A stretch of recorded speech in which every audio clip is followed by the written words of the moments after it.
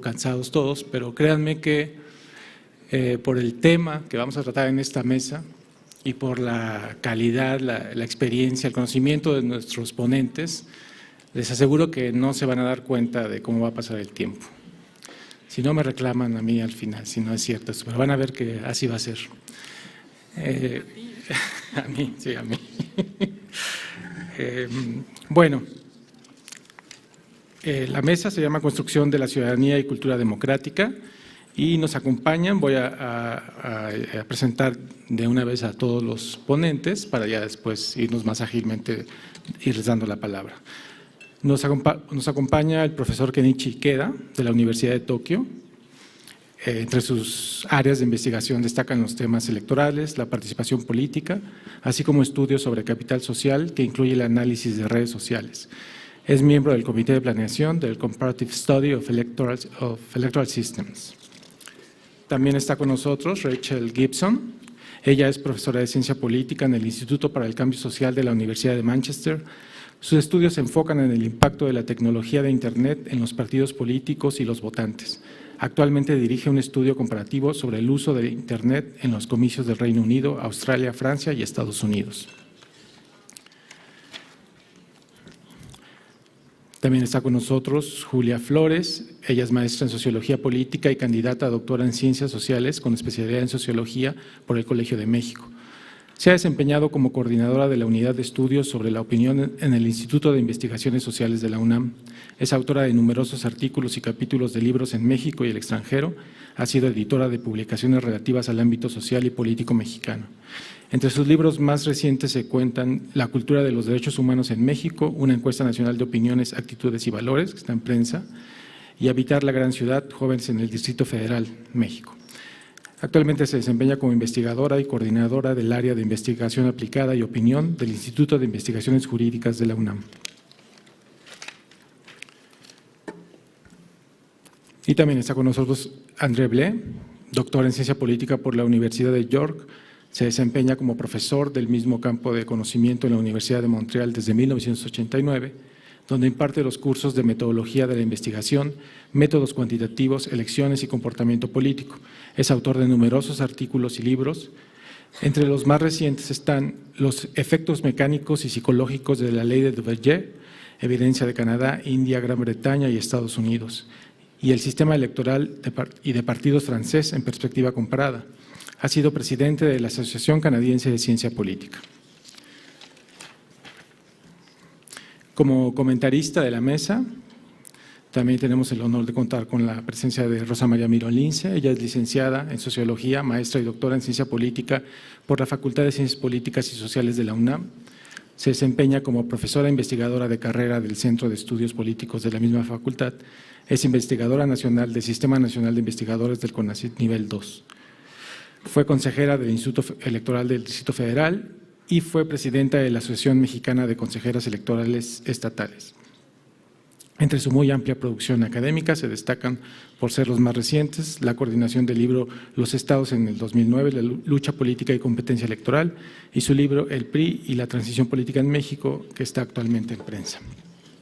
Bueno, disculpen por la rapidez y el resumen que simplifica mucho lo que es la trayectoria y la carrera de los académicos que nos están acompañando, pero lo importante es que pasemos lo antes posible ya a la materia, a los temas.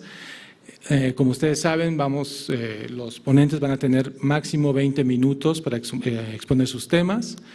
Al final, Rosa María Mirón Lince va a hacer el resumen de todo lo que se expuso en la mesa y daremos un espacio para preguntas del público que esté interesado en el tema. Siendo así, comenzamos esta mesa con el profesor Kenichi Ikeda.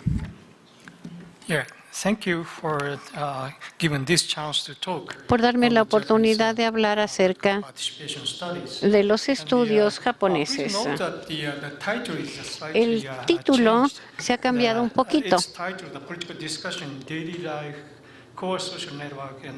Aquí estaba como dentro del contexto japonés y cuál es el impacto de las redes sociales. Pero quisiera yo que notaran que Japón Es un caso interesante para el estudio de las prácticas democráticas de los países no occidentales. Tenemos una historia muy larga de práctica democrática después de la Segunda Guerra Mundial.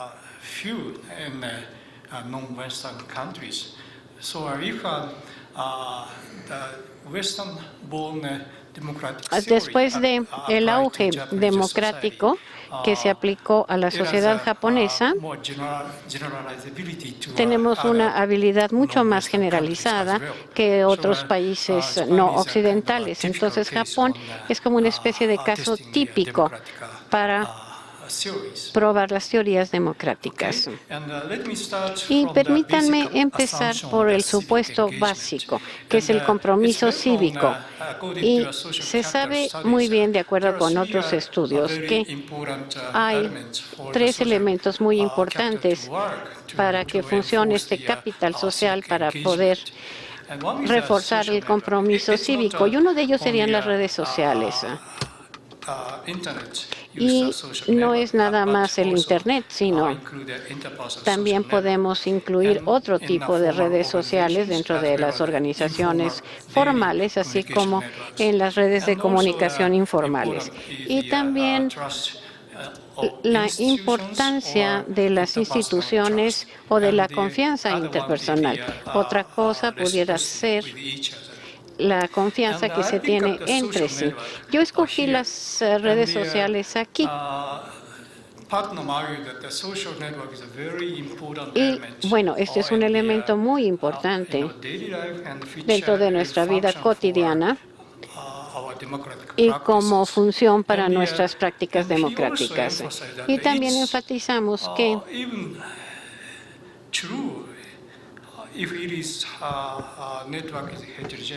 estas redes son heterogéneas. Es decir, si tenemos una opinión muy diferente o amigos con diferentes opiniones o gentes con diferentes creencias, entonces tendríamos una red social heterogénea. Pero suponemos que este tipo de red social debe de funcionar. Y es muy importante para las prácticas democráticas, puesto que la discusión democrática con diferentes opiniones normalmente debe de funcionar para que nuestra sociedad pueda llegar a un consenso y poder avanzar. Y también tendríamos que enfatizar que una red social debe de ser horizontal para que funcione bien.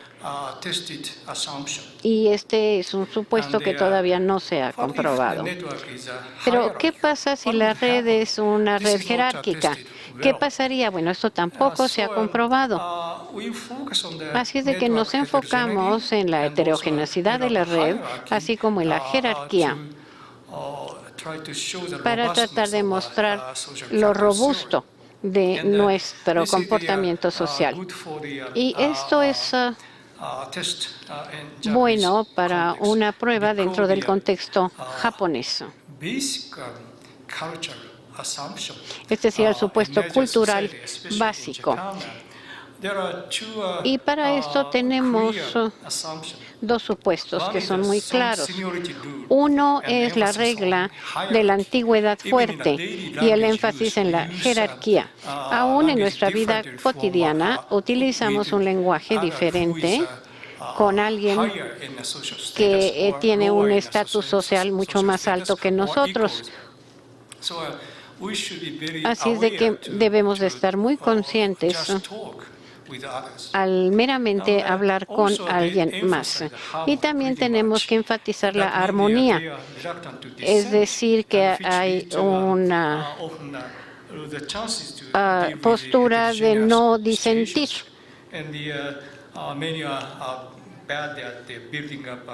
Hay mucha gente a la cual le cuesta trabajo establecer un consenso cuando hay partidos o partes en conflicto, y esto ha sucedido mucho dentro del gobierno japonés.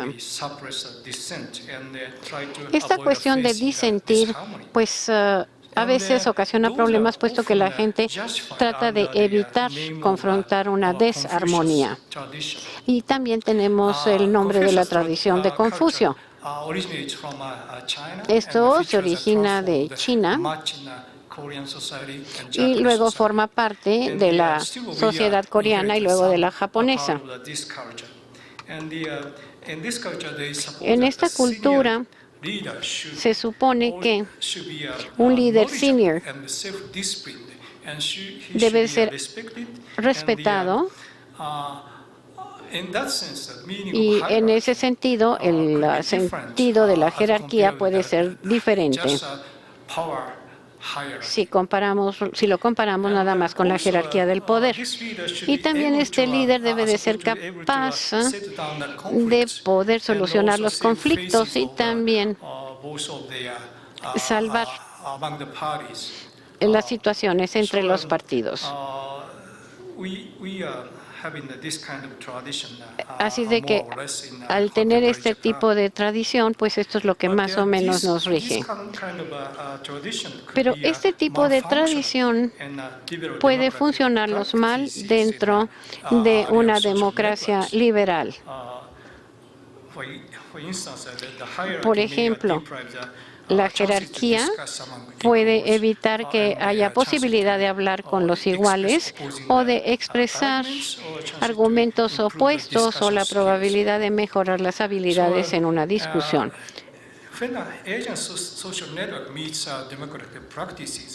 Para las redes sociales y las prácticas, pues tendríamos que solucionar varias preguntas. Por ejemplo, estas tradiciones de Confucio realmente son un trabajo de red social asiática contra una práctica democrática, o bien los efectos positivos de las redes sociales son persistentes aún bajo este tipo de tradición.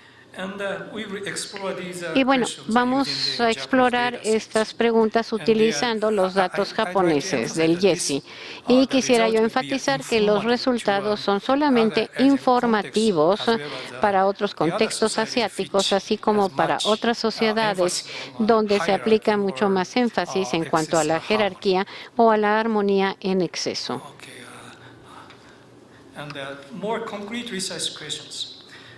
Y bueno, hay preguntas más concretas. Dentro de Japón, nuestras redes sociales son bastante abundantes. Y las redes sociales generalmente se relacionan positivamente con la participación social y otras variables relevantes, una vez controlado el efecto de la jerarquía y de la homogeneidad. En cuanto a la jerarquía y a la homogeneidad dentro de las redes sociales, pues quizás estos afecten algunos factores que son muy importantes dentro de nuestro compromiso cívico-político. Uno sería la participación política y otro sería la acumulación del conocimiento. Es decir, las redes sociales pueden convertirse en un buen recurso para el compromiso cívico, pero necesitamos de esta acumulación de conocimiento. Y también si el voto va a ser similar al de los demás, si se va a votar por el mismo partido. Esto pudiera funcionar bien, pero a veces podemos tener un mal funcionamiento si esto lo hacemos debido a una presión. Ahora, también este tipo de jerarquía y homogeneidad puede funcionar para hacernos menos tolerantes. Entonces, hemos tratado de verificar todos estos dentro de nuestro proyecto de investigación y este es un estudio muy grande, va a correr de hecho se llevó a cabo del 2001 al 2005. Y ha seguido diferentes direcciones bajo el primer ministro. Pero hablemos acerca de las redes sociales. Muchas de las redes sociales o los estudiantes de las redes sociales han tratado de integrar diferentes características. Habría que pensar en un elector con el cual se hable acerca del primer ministro japonés. Y los encuestados normalmente nos dan diferentes discusiones y en cada una de ellas preguntamos acerca de la posibilidad del voto. Y también vemos la similitud comparando la disponibilidad o la voluntad de votar. Y también les preguntamos acerca de la jerarquía. Y bueno, vamos a ver los datos. En la parte superior vemos que muchas personas votan por el mismo partido.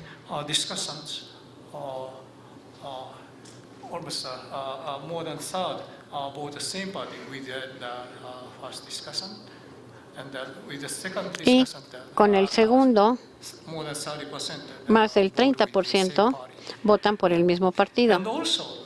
Y también en la tabla de abajo podemos ver la jerarquía.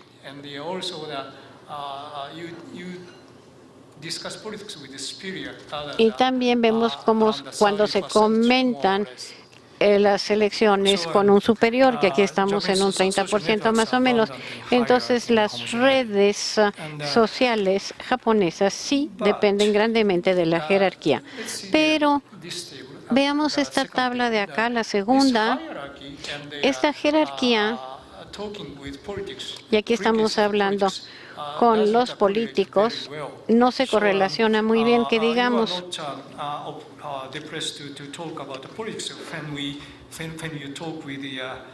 Entonces, uno no quiere hablar mucho de política cuando uno está hablando con un superior. Pero vamos a tratar de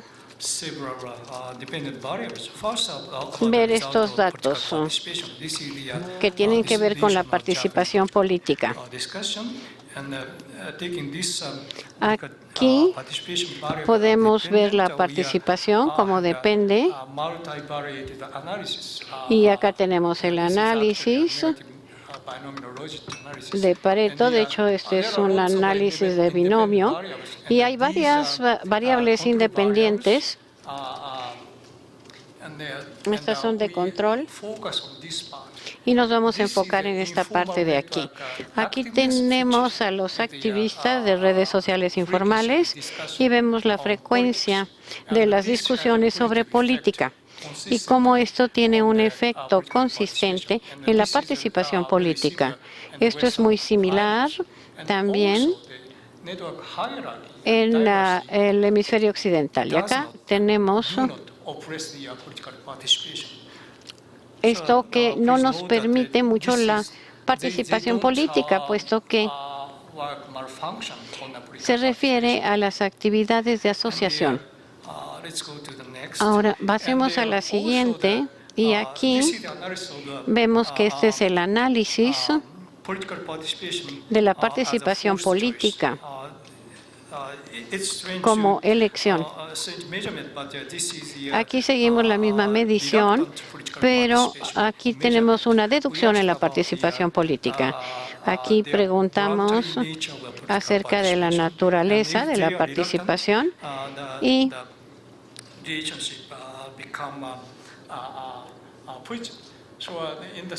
hay una menor participación en las ciudades más pequeñas y en las personas de edad ya avanzada, pues no quieren participar. Pero acá tenemos una jerarquía más alta, pero parece ser que esto no afecta. Así que la participación política va a ser de una naturaleza voluntaria en términos generales y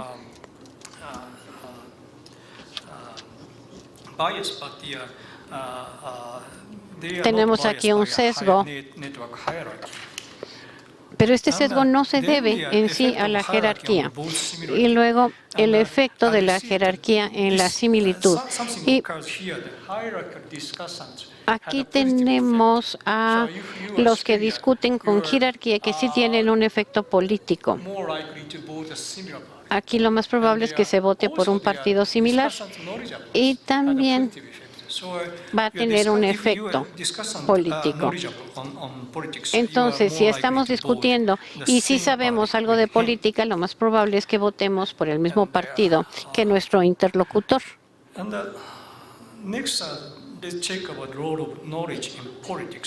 Ahora, el papel del conocimiento en la política. Y esto, pues, no está relacionado con la jerarquía.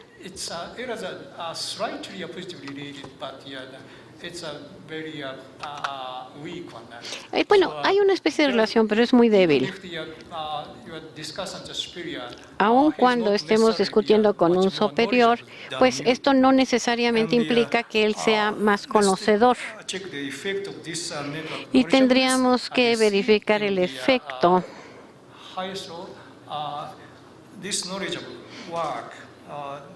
de cómo es que este conocimiento funciona políticamente.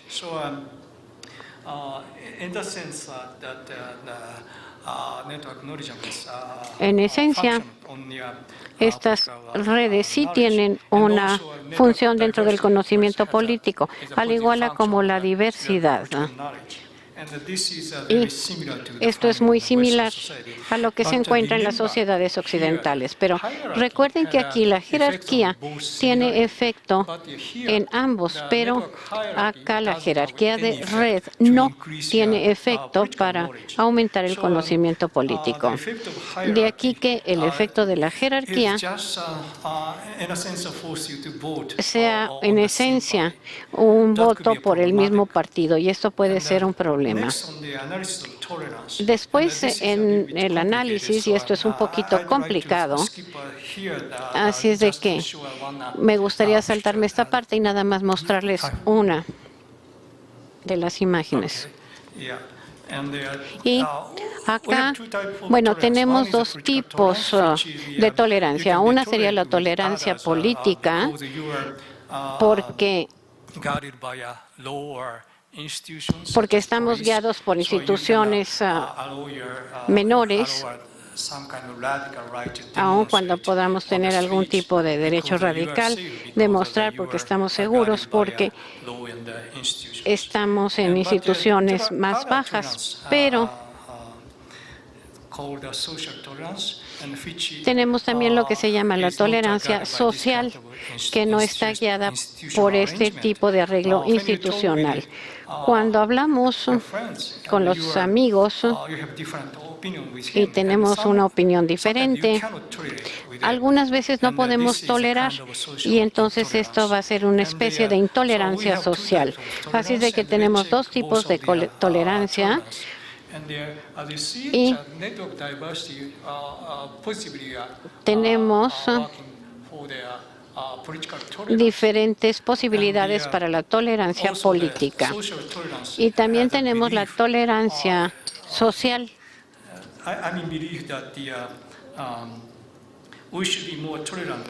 Y deberíamos de ser más tolerantes con la gente que decide vivir conforme sus propias normas morales, aun cuando tengan opiniones muy diferentes a las nuestras.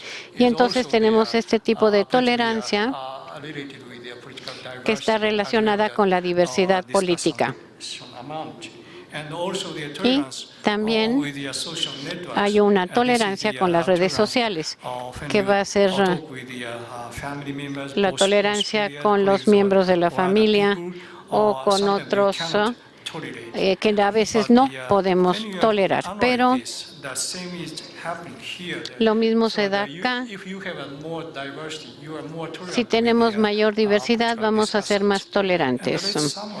Y podemos resumir que este es el resultado.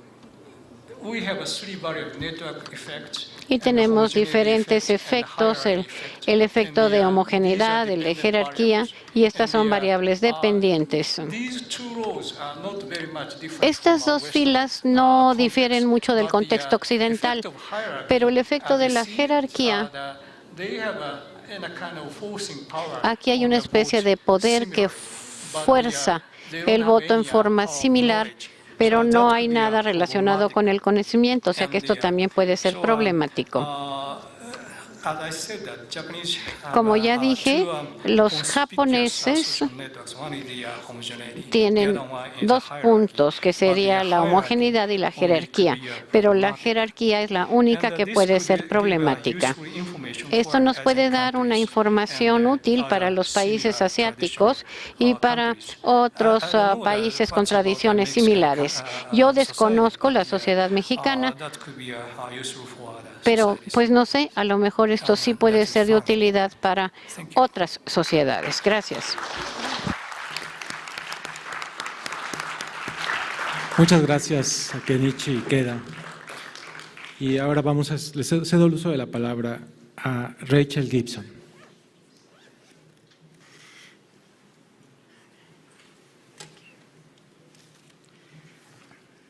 So thank you to the IFE and also to Ulysses Beltran as our host here in Mexico City. Los anfitriones aquí en la Ciudad de México y la hospitalidad y el clima, y gracias al CSS aquí. Y aquí vamos a hablar si Internet puede movilizar a los votantes.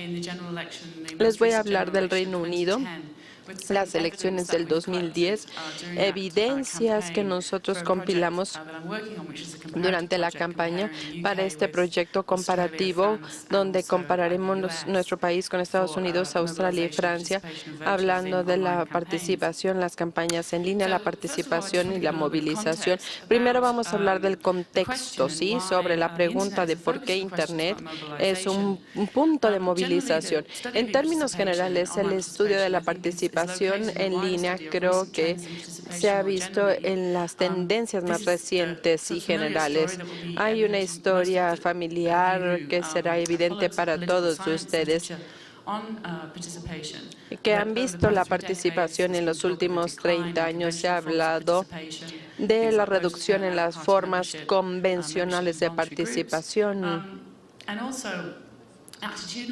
Y también hay cambios longitudinales. Ya la gente empieza a tener separación de los políticos y de los partidos políticos. Ante todo esto, se han hablado de formas alternativas de participación. Ya hay actividades no convencionales en manifestaciones y también han surgido nuevas formas de participación, los boicots. Hay cosas que no se compran o sí se compran ciertas cosas debido a razones políticas. La participación en Internet y en línea es parte de esta nueva forma de participación y nuevas formas de trabajar con diferentes personas en la política. Hablando de la participación en línea, el estudio, muchos de los estudios empíricos empezaron en la década de los 90 y se han concentrado en las preguntas de la movilización. Estamos hablando de que si hacemos que la gente participe más en la política.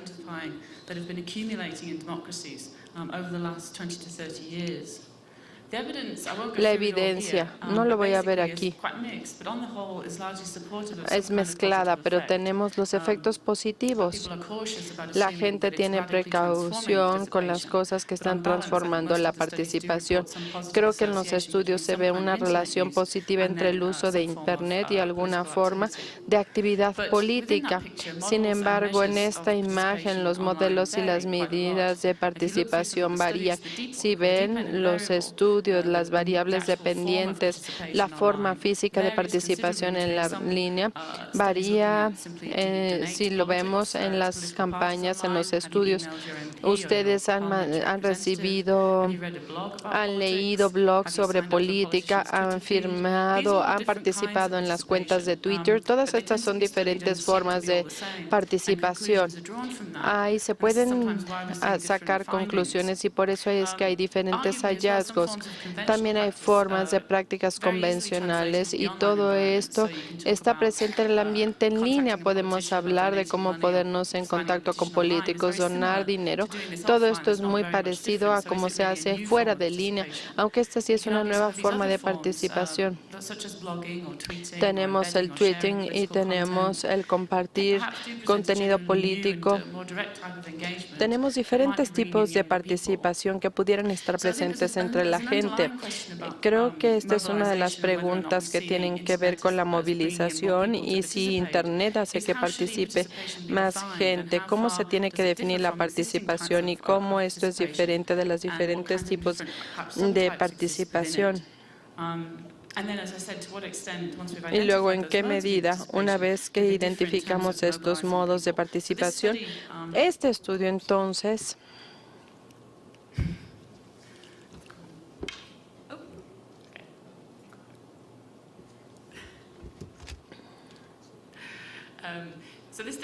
Este estudio, cuando uno ve todas estas preguntas y como dijimos en el Reino Unido, hay buen ejemplo de estas tendencias.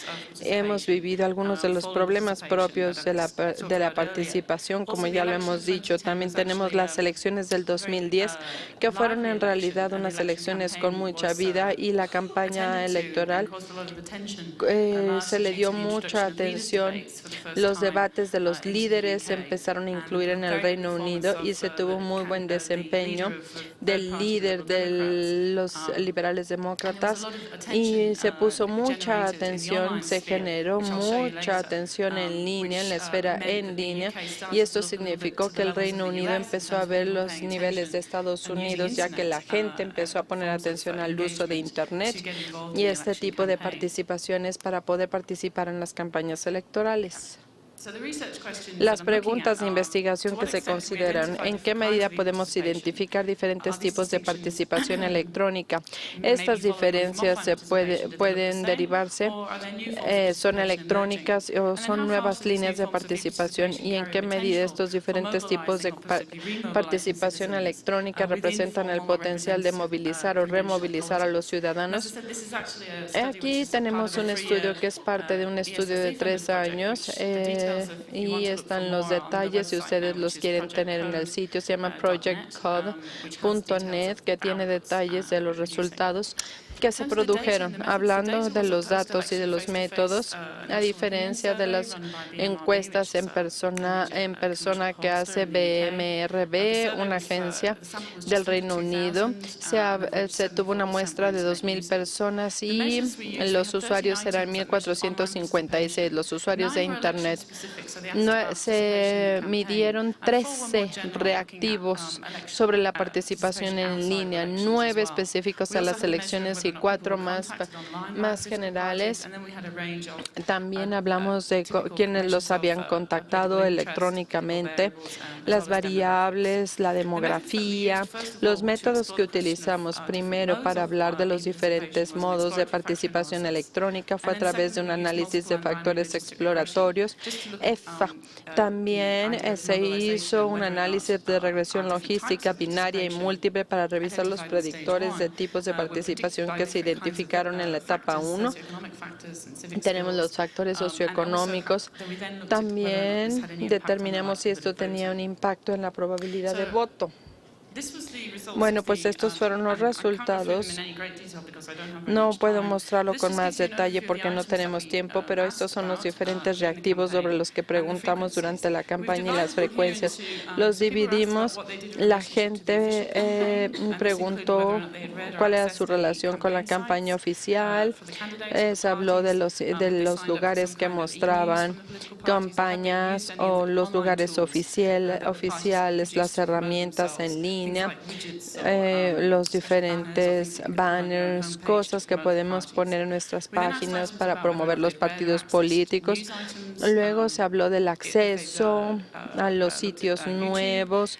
YouTube, por ejemplo, si su participación era política.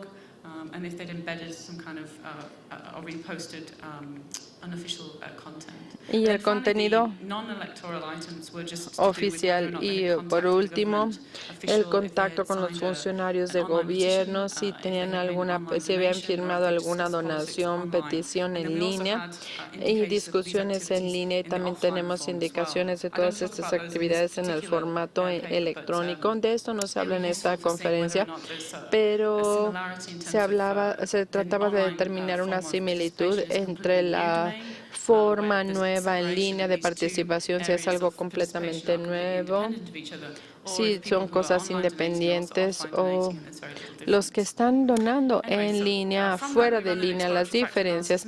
También hicimos un análisis y aquí podemos ver los hallazgos, los hechos, y vimos que los hechos que surgen.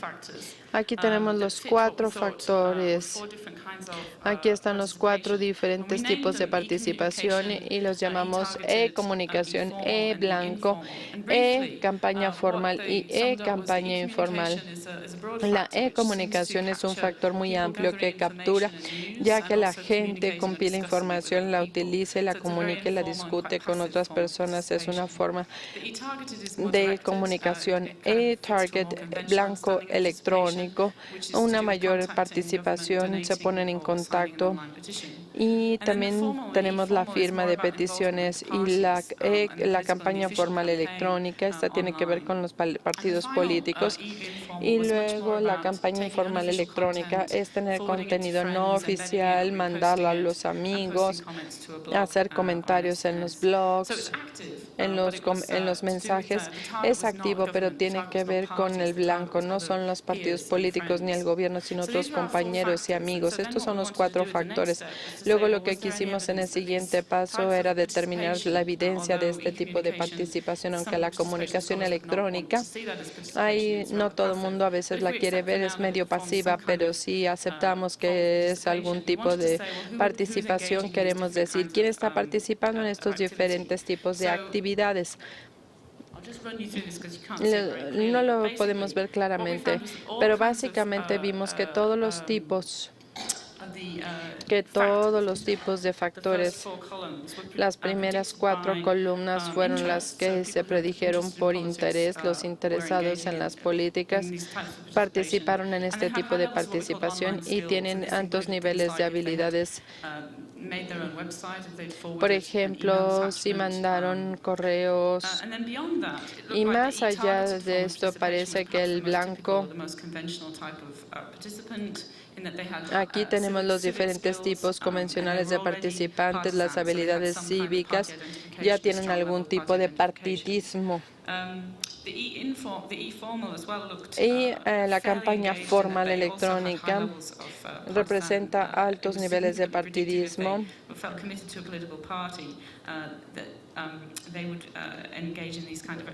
Se preguntó si participaban en este tipo de comunicación. Y luego tenemos a las personas que participan en este tipo de actividad.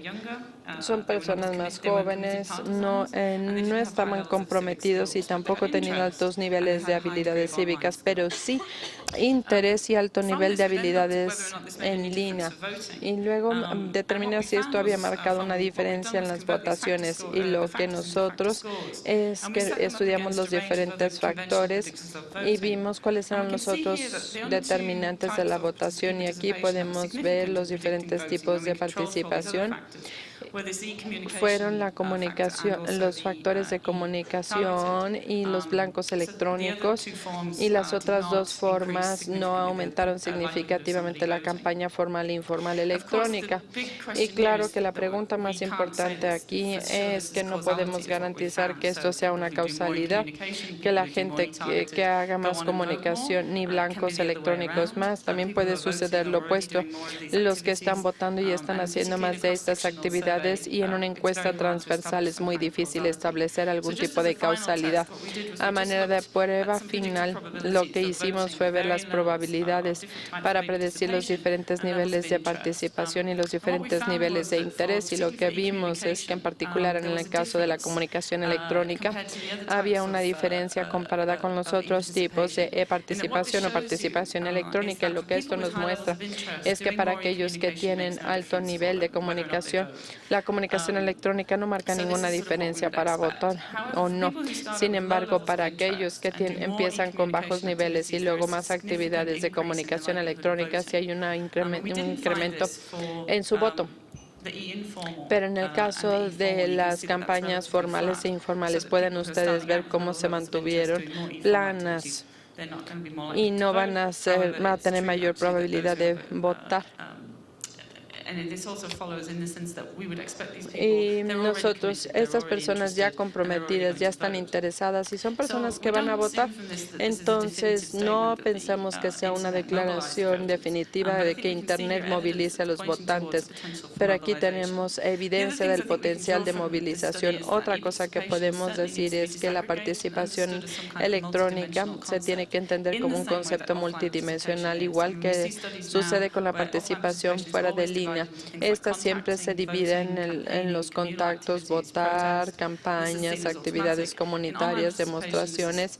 La participación electrónica no lo permite y hay que hacer más para entender las dimensiones subyacentes. Para predecir la movilización tenemos que entender cuáles son los conceptos de qué se tratan y cómo existen subtipos. La forma de participación electrónica, tenemos que ver los modos más activos y más pasivos con este tipo de comunicación electrónica, con más información y con discusión de la información, y luego cómo tenemos diferentes actividades formales, aunque esta actividad informal representa un nuevo tipo de participación en las elecciones, lo que a veces llamamos expresivo electrónicamente.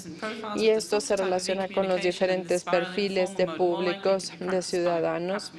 Hay algunos que van a querer trabajar así, y la evidencia final nos sugiere la participación en línea que puede tener un impacto en las formas tradicionales de participación con toda esta comunicación, ya que esto ofrece una salida, ¿verdad?, para que empiecen a votar aquellos que no habían participado altamente o mucho.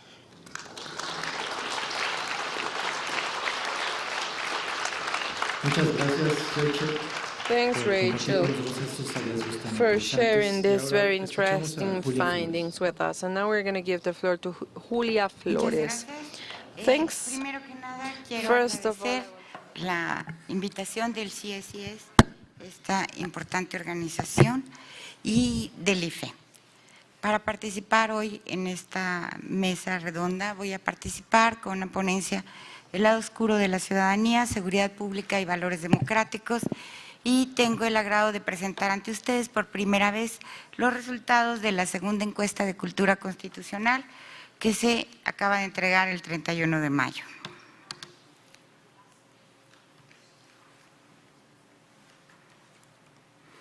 Uno de los más importantes hallazgos de la investigación sobre las creencias y opiniones con respecto a los derechos y las libertades democráticas es la importancia del contexto. Si bien se conocen y entienden los principios del sustento a las libertades democráticas, lo que importa es el nivel de apoyo a las normas democráticas cuando entran en conflicto con otros valores. Los contextos específicos permiten una mirada crítica al nivel de compromiso con los principios de la democracia. La democracia requiere una gran cantidad de tolerancia, pero cuando las personas tienen que vivir con las consecuencias de sus creencias democráticas, la fuerza de su compromiso con las normas democráticas se pone a prueba. Como señala Snyderman, las discusiones sobre los derechos siempre son discusiones tejidas en un contexto. Para la gente común, en tiempos ordinarios, los temas de derechos humanos y garantías están alejados de su experiencia cotidiana. Pero en ciertos contextos, los temas de los derechos civiles y libertades democráticas tienen implicaciones inmediatas para el sentido de bienestar de la gente. En un contexto, desafortunadamente como el que vivimos hoy, de violencia creciente y descontento en diversos sectores por las políticas de combate a la delincuencia organizada, el Gobierno ha efectuado acciones y puesto en práctica políticas públicas que con frecuencia atentan contra los derechos y garantías de los ciudadanos. Mientras aumenta la violencia y cada vez hay un número mayor de muertes de civiles y personal de los cuerpos de seguridad que el Gobierno justifica por el combate al narcotráfico. Con el propósito de analizar las posiciones de los ciudadanos con respecto a los derechos humanos y garantías democráticas básicas y el principio de seguridad, se presenta la segunda encuesta de cultura constitucional, legalidad, legitimidad y rediseño del Estado del Instituto de Investigaciones Jurídicas de la UNAM, levantada en mayo de 2011. Algunos de sus resultados se van a contrastar con los de la primera encuesta, levantada en diciembre de 2003. México es una democracia joven. Después de una transición prolongada, se llega a la alternancia del poder en el año 2000. No obstante, pronto se inician los desencantos con la nueva democracia, lo que se hace evidente en las elecciones intermedias de 2003, como aquí nos muestra la gráfica. El PRI perdió las elecciones presidenciales en el año 2000, obtiene ahora un gran número de escaños en el Congreso durante unas elecciones caracterizadas por un alto nivel de abstencionismo. La transición del régimen político autoritario hacia uno democrático lleva a una mayor aceptación de los valores relativos a las libertades y derechos humanos.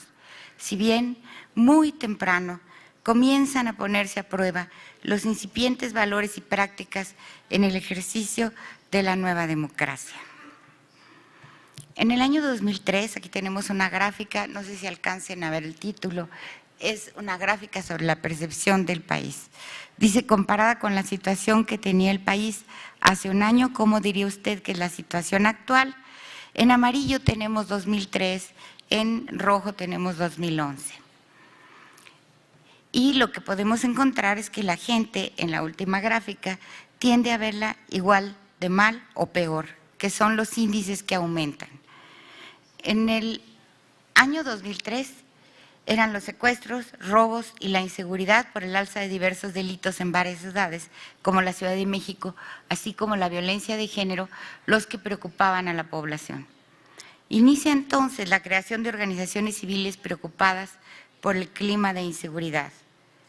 Los problemas de narcotráfico existían con anterioridad, pero no es sino hasta mediados de ese año 2003 en que con la detención de líderes importantes del narcotráfico se inicia la reagrupación y fragmentación de los cárteles de la droga, lo que posteriormente iniciará un proceso de generalización de la violencia.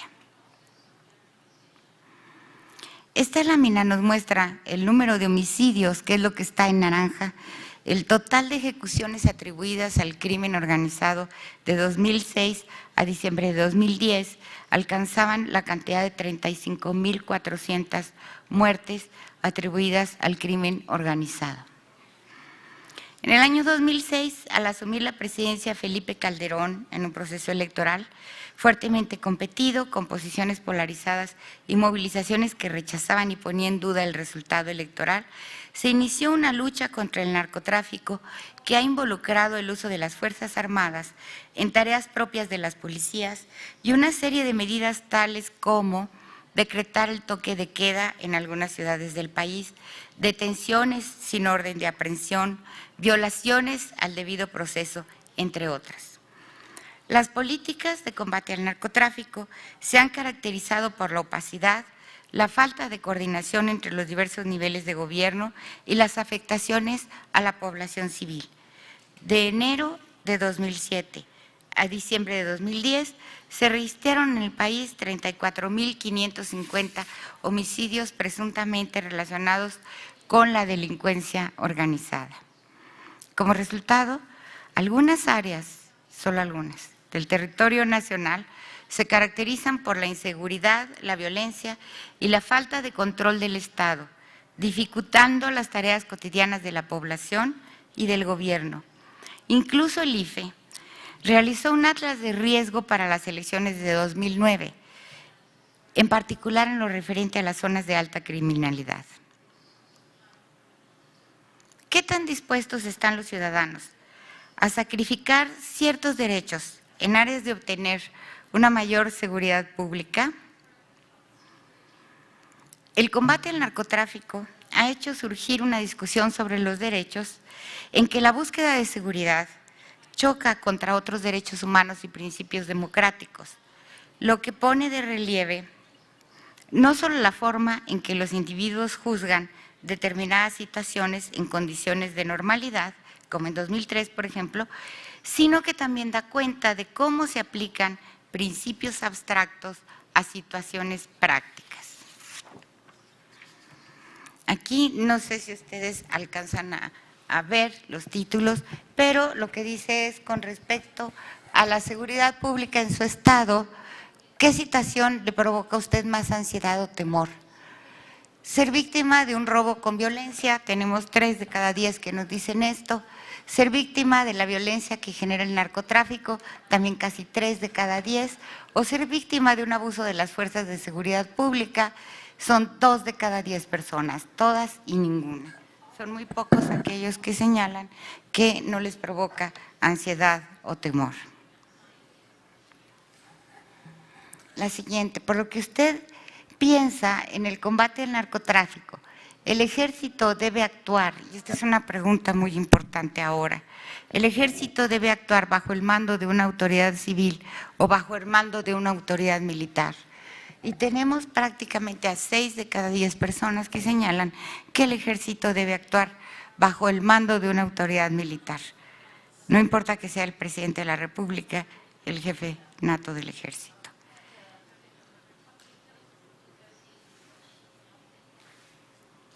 Igualmente, en el caso de, por ejemplo, el abuso de un militar en un retén, ¿quién debería de juzgar a los militares?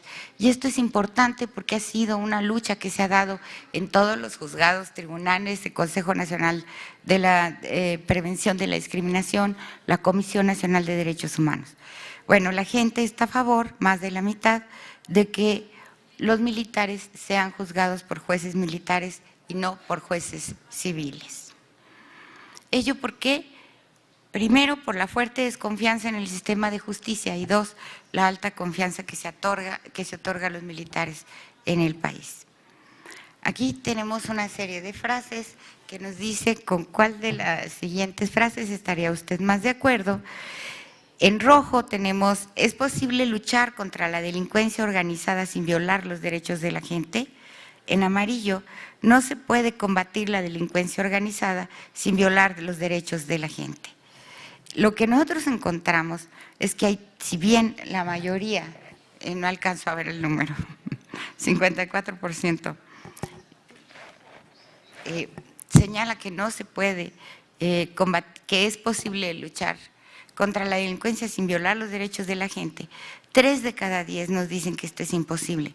Pero lo más grave es que todas estas respuestas de orden conservador están dadas por jóvenes de 18 a 29 años. Según su opinión, ¿qué tan de acuerdo o en desacuerdo estaría usted con la siguiente frase? La única forma de combatir la violencia es por medios violentos. Muy de acuerdo y de acuerdo estaría 1 de cada 4 entrevistados, aunque hay una mitad que están en desacuerdo y otros porcentajes no estuvieron ni de acuerdo ni en desacuerdo. ¿Qué tan de acuerdo o en desacuerdo está usted con la pena de muerte? Lo que hemos visto con el tiempo es un endurecimiento del tejido social. Hemos trazado esta cuestión de la pena de muerte desde 1996 y ha subido constantemente la aprobación.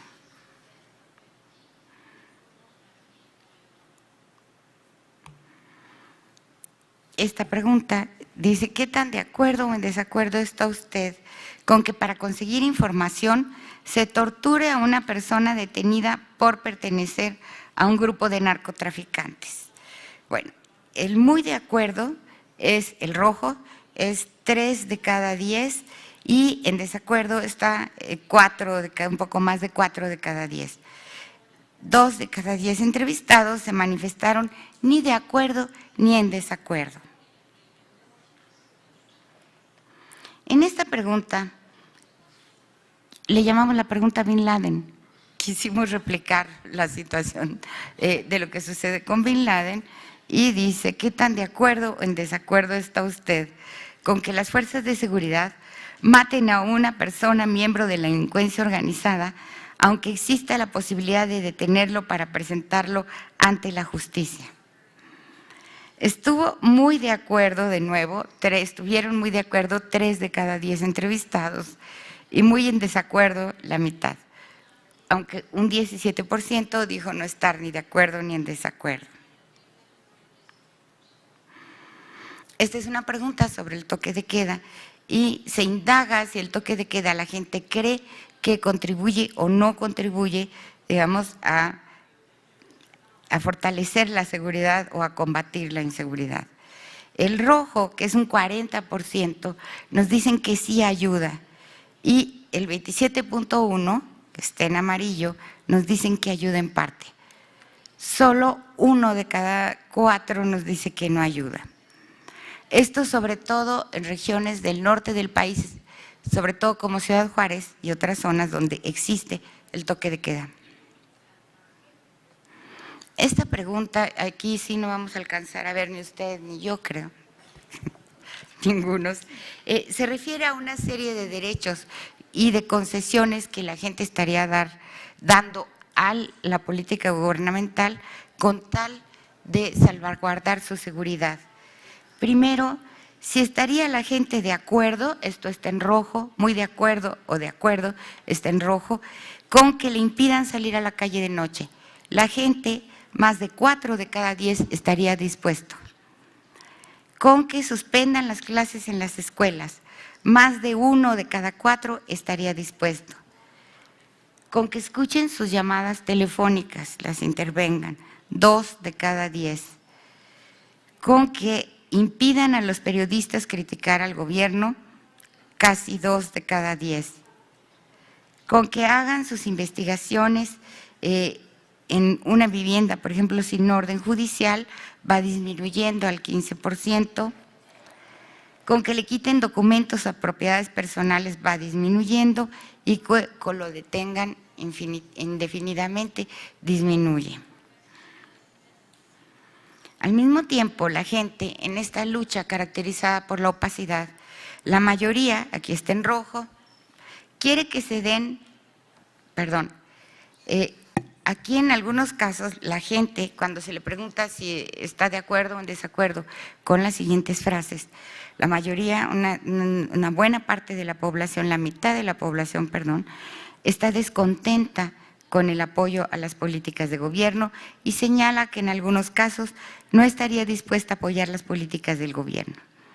Con respecto a si las leyes la gente debería desobedecer las leyes hechas por el Congreso, aun si están en contra de su manera de pensar, está de acuerdo 6 de cada 10.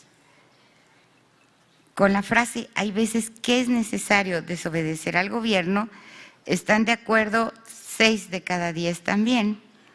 Y la forma en que el Congreso toma decisiones es justa, están de acuerdo más de 6 de cada 10, casi 7 de cada 10 estuvieron de acuerdo con esta frase. En amarillo tenemos 2003, en rojo tenemos 2011.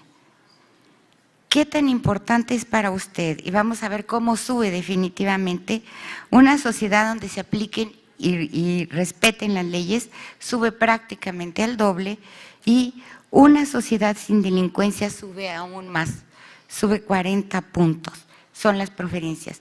En cambio, sube muy poco una sociedad más democrática o una sociedad donde haya menos desigualdades sociales.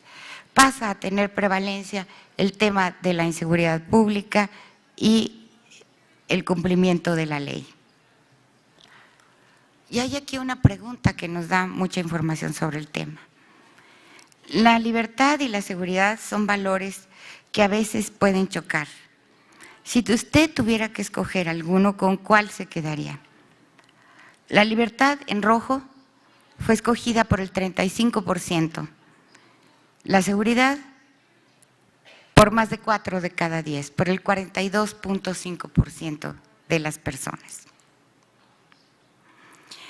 Yo aquí lo dejaría los cuadros porque al cabo de todos modos no puedo ver lo que dice, pero quisiera señalar lo siguiente. Hay 3 grandes variables presentes en la encuesta, que además es muy larga, que deciden los cambios: el sexo, la edad y la región del país en que se viva. Las identificaciones con los partidos políticos también permiten distinguir posiciones, pero no se trata de posiciones ideológicas, sino que están vinculadas en su mayoría a la edad y región en la que habitan sus clientelas. Esto es interesante porque también muestra cómo han ido cambiando con el tiempo las distintas clientelas de los partidos políticos. En este caso, por ejemplo, el PRD, aquellos que se identifican con el PRD, estarían más en favor de la defensa de la seguridad. ¿Por qué nos podemos explicar esto que en un primer momento parece ser contraintuitivo? Bueno, porque ya los que se identifican con el PRD en esta encuesta no son los jóvenes, sino personas adultos mayores. Con el PAN, al contrario de lo que uno pensaba, bueno, se empiezan a identificar personas de menor nivel de ingreso, esto como efecto de la política social desarrollada desde el gobierno también en parte, y con el PRI, bueno, tenemos una heterogeneidad de posiciones. En contra de lo que uno esperaría, la escolaridad o el ingreso no nos permiten distinguir grandes diferencias. Si bien en general los entrevistados no están dispuestos a conceder sus derechos y garantías a cambio de seguridad en la lucha contra el narcotráfico, una parte importante sí lo está, particularmente los jóvenes entre los 18 y 30 años, y eso es preocupante. Por una parte, estos jóvenes nacieron en las décadas de los 80 y 90, épocas en las que se inician fuertes batallas por la defensa de los derechos humanos y libertades. Y estos jóvenes al mismo tiempo prácticamente no tuvieron toda una serie de experiencias autoritarias. Pero a esto podemos sumar, por otra parte, que perciben fuertemente la falta de oportunidades y un aplazamiento del cumplimiento de las promesas de la democracia. Se encuentran a medio camino entre los valores tradicionales y los modernos, o si se quiere, entre los valores materialistas y posmaterialistas. Pero todo ello refleja un desencanto temprano. De los resultados de la investigación se deriva también un apoyo general a los principios democráticos y de los derechos humanos en abstracto y su restricción en la aplicación a casos concretos. La gente tiende a defender ciertos derechos cuando esos se aplican a ella u otros a quienes aprueba, y con frecuencia niega esos derechos a quienes los ofenden o amenazan sus derechos y puntos de vista. ¿Cómo podemos explicar estas aparentes contradicciones? ¿Por qué la gente defiende los valores en general y en situaciones concretas los niega o los rechaza? Existen varias explicaciones al respecto. McCloskey señalaba que las preferencias por los derechos de libertad están aquejadas por la necesidad de mantener un balance correcto entre la libertad y el control. Para Snyderman, en cambio, en la medida en que el apoyo a las libertades civiles es entendido como contingente en la relevancia de otros valores importantes, los enfoques para su medición necesitan tomar en cuenta el juego continuo y complejo de fuerzas que se involucran en los juicios acerca de las libertades civiles. Snyderman señala que el ejercicio de la libertad inevitablemente choca con otros valores.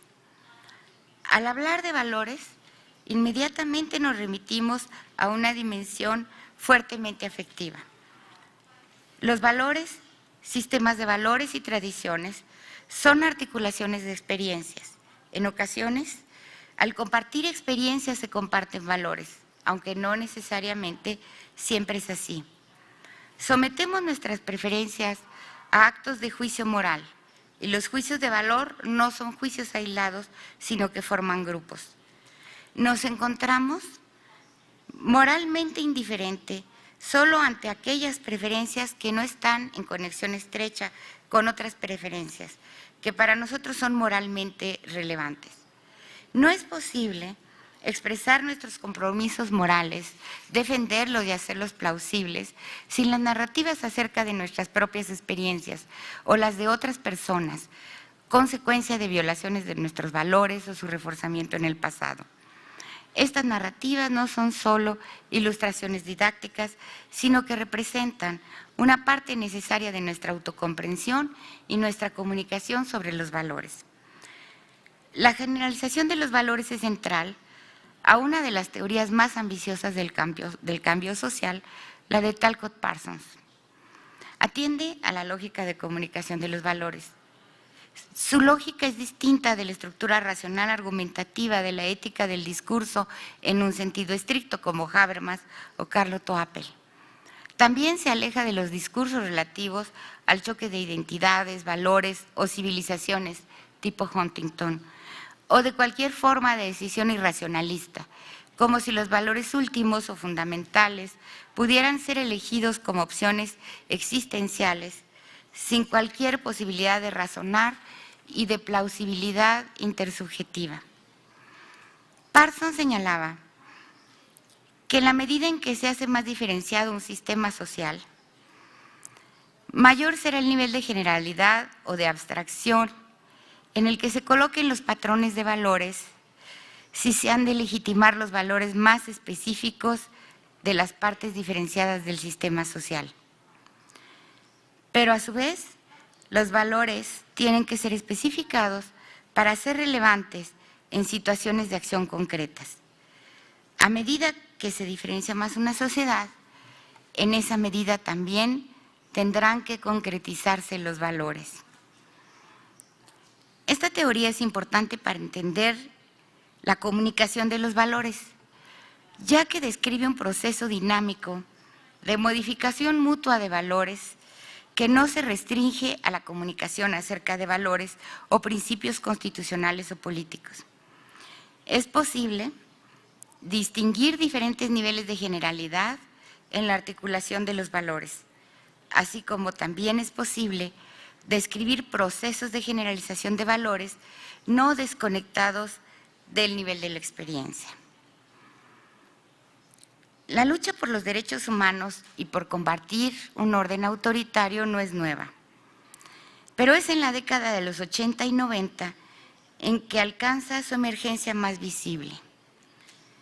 Ello hace que la cultura y los valores, tanto de la democracia, de la legalidad y respecto a los derechos humanos, no estén totalmente consolidados todavía en sectores de la población.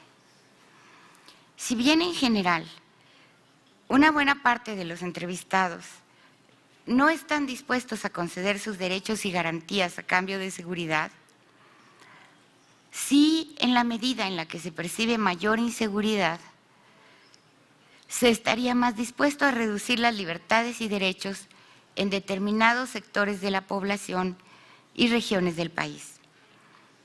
No obstante la desconfianza en el gobierno y el reclamo por cambios en la táctica y estrategia para combatir al narcotráfico. De los resultados de la encuesta, lo que nosotros encontramos es que se decantan en una apuesta bifronte, en un mayor énfasis en realizar cambios a la Constitución, que aparece ahora como principio esperanza, o en el endurecimiento social y la aprobación de medidas como la pena de muerte. La desconfianza en el gobierno, el Congreso y las instituciones de justicia y la falta de respuestas contundentes a las exigencias de la sociedad civil han llevado a movilizaciones que apenas inician, en una batalla que esperemos dé frutos pronto. A partir de esta investigación, no podríamos afirmar que en un futuro, en condiciones normales de seguridad, habrían de prevalecer estos valores. Pero por lo pronto es una batalla que de suyo se antoja larga. Ningún derecho puede ejercerse sin limitaciones antes de que colisione con los derechos de los demás y con el orden. Si bien los derechos humanos y libertades y la seguridad personal no tienen por qué colisionar entre sí, las medidas de excepción y acciones de los cuerpos de seguridad involucrados en el combate al narcotráfico por el gobierno, tienden a presentar este binomio como opuesto, en aras de obtener aprobación a su política. No son los derechos humanos y la seguridad individual los que colisionan entre sí, sino las acciones del gobierno en el combate del narcotráfico y los derechos humanos. Gracias.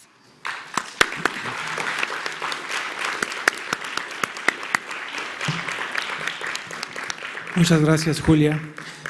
Ahora escucharemos a Andreble. Thank you.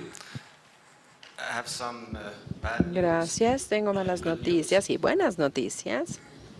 Bad news, it's not Las malas finished noticias es que yet. todavía no terminamos. Good news, I think Las we're buenas getting es que closer. creo que ya nos acercamos al final.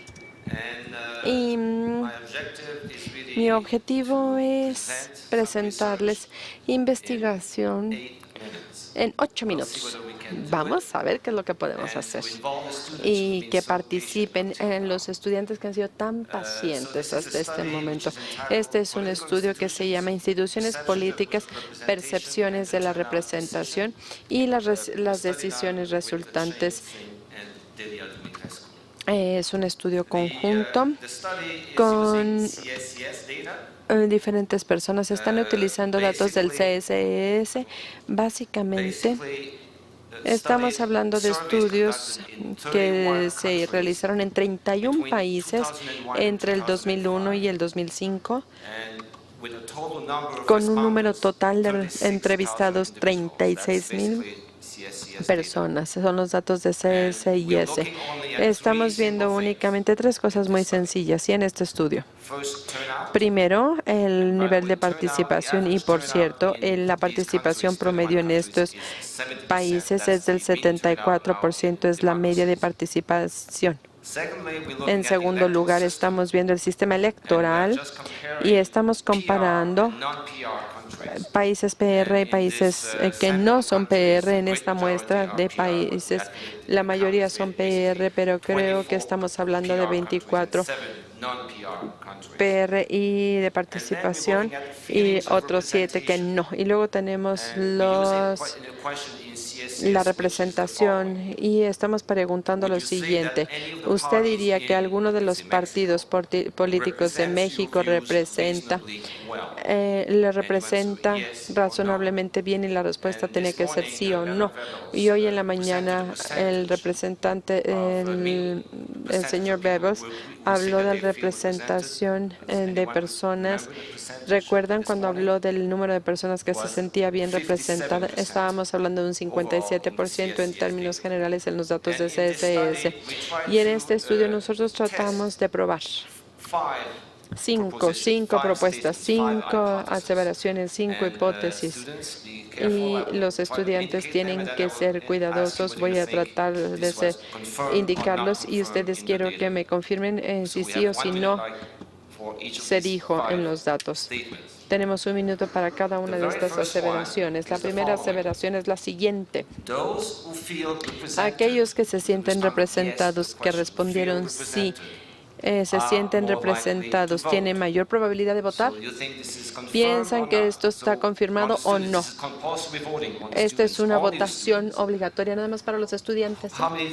¿Quiénes piensan que esta aseveración sí fue confirmada por los datos? Los que se sienten representados tienen mayor probabilidad de votar. ¿Quién piensa que sí se confirma con los datos? Sí. ¿No hay votos?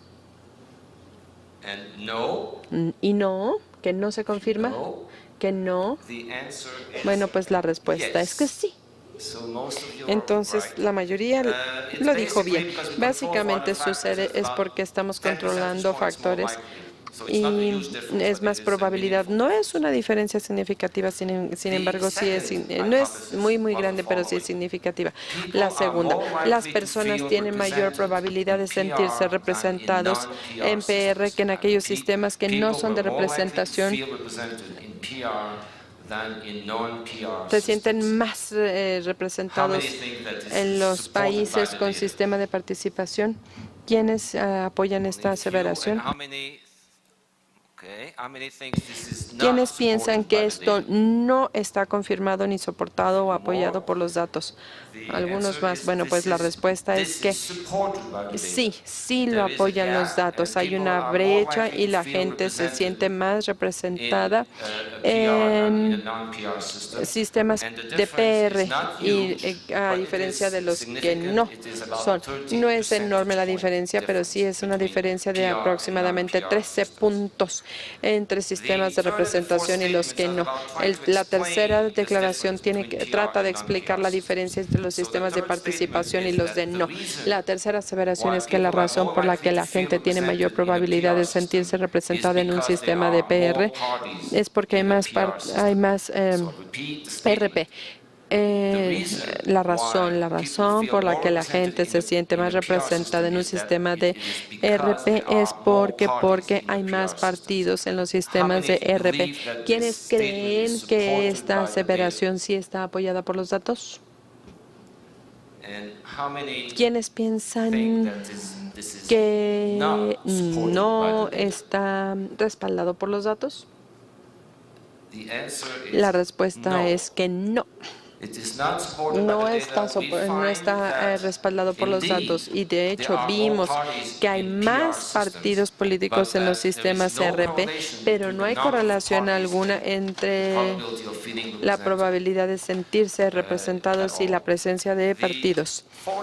La cuarta aseveración también tiene que ver con respecto a la razón de la brecha en ese sentimiento de representación. La aseveración es la gente por la que la gente se siente más representada en el sistema RP es porque los partidos toman posiciones diferentes en el sistema RP, a diferencia de los sistemas que no son RP.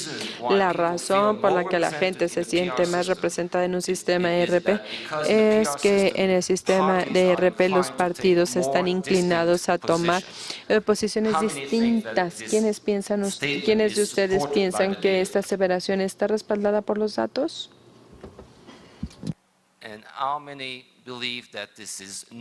¿Y quiénes creen que esto no está respaldado por los datos? Bueno, pues esta aseveración sí está respaldada por los datos. Nosotros hemos visto que en el sistema de RP los partidos toman diferentes posiciones y que este es un factor que hace que la gente encuentre más fácilmente un partido que represente su postura. La quinta aseveración y última aseveración es la siguiente.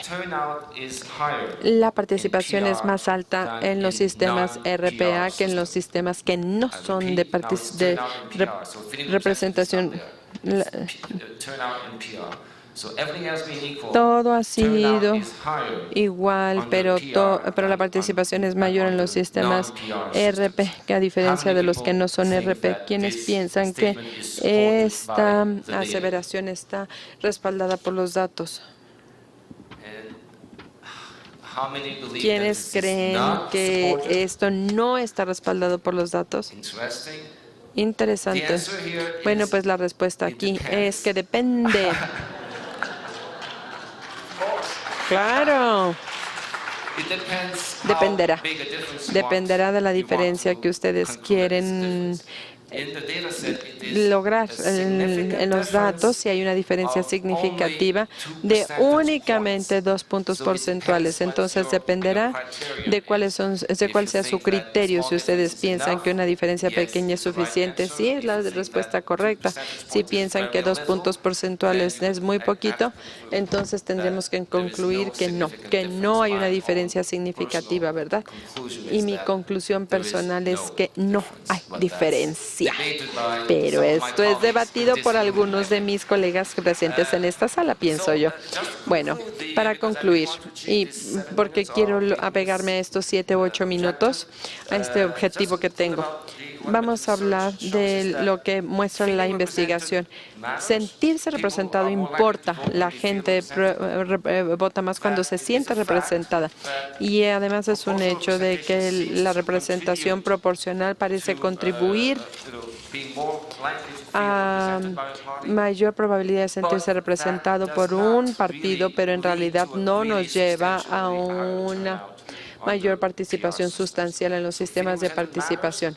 Sí importa sentirse representado, pero no es suficiente como para que la consecuencia sea una mayor participación en estos sistemas de representación. Esto indica que, en primer lugar, que si estamos, podemos tener preguntas claras, respuestas claras, muchas veces del tiempo, pero no todo el tiempo, y también que estamos viendo cómo las respuestas de las personas tienen que ver se relacionan con las instituciones. En este estudio se está viendo el sentimiento de la representación, los sistemas electorales y ver cómo encaja, cómo se compara.